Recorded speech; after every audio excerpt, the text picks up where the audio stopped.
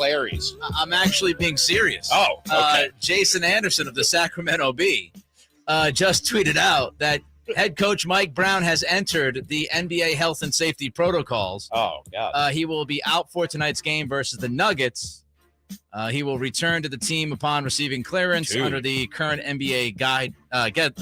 There you go. So, Jordy Fernandez on his 40th birthday. Hey. Happy birthday, Jordy.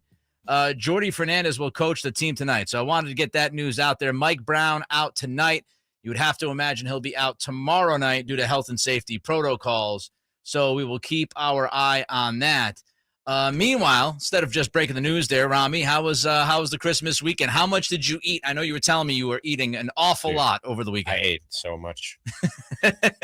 I cooked all day Friday and Saturday just so I could not cook Sunday and Monday. Would you deem it too much? Did you eat too much? I mean, if it all gets eaten, was it too much? Do you want me to run down the menu for you real quick? It's a fair question.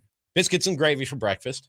Okay. I made Christmas cookies, 2 different kinds. Okay. I made some queso dip. Yep. To snack on over the weekend. Yep. Got myself a shrimp ring with some cocktail sauce. Why not? Made some twice baked potatoes. Got a 4-pound prime rib roast. Made that. My goodness. Ate that for 2 days. And 4 pounds. And then on the 3rd day, I turned that prime rib roast into some beef ramen, which I will also have again tonight.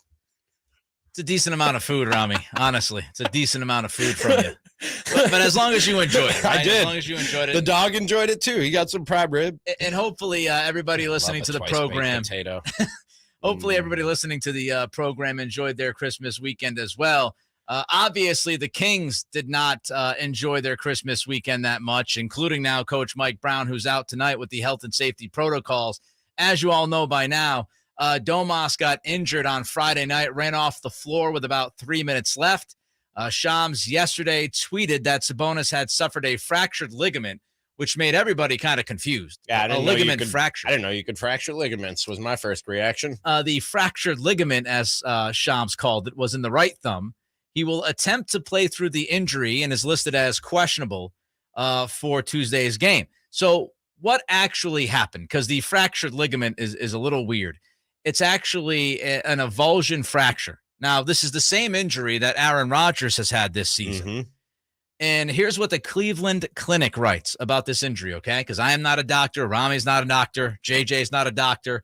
A small piece of bone. Finished medical school. No. Just short from accomplishing that goal. A small piece of bone attached to a tendon or ligament gets pulled away from the main part of the bone.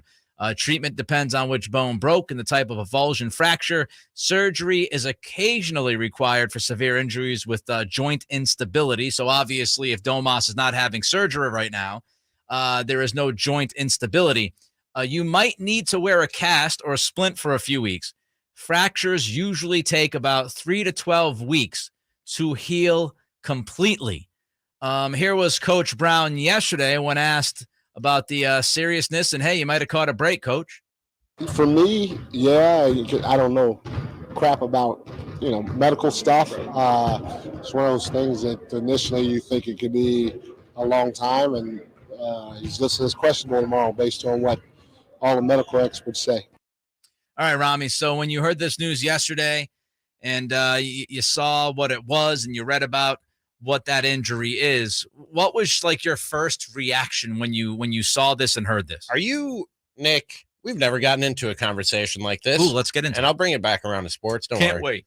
Are you a guy who believes in like the supernatural, curses, ghosts? Oh, like superstition? Forces beyond our understanding at work on this plane of existence? I think it depends on what we're talking about. Okay. I'm not so much a believer in that. Like, I grew up a Cubs fan, and people talk for years about the curse of the Billy Goat and 108 years. And I never believed in any of that. I always thought the curse was bad ownership. You know what I mean? I always thought the curse was bad ownership, and baseball is a weird and random sport where weird and wild and random wacky things happen. Right. But no matter how much of a skeptic you are, like no matter what we're talking about, ghosts, aliens, sports curses, whatever it is, there's that little part of you that's like, man, what if I'm wrong?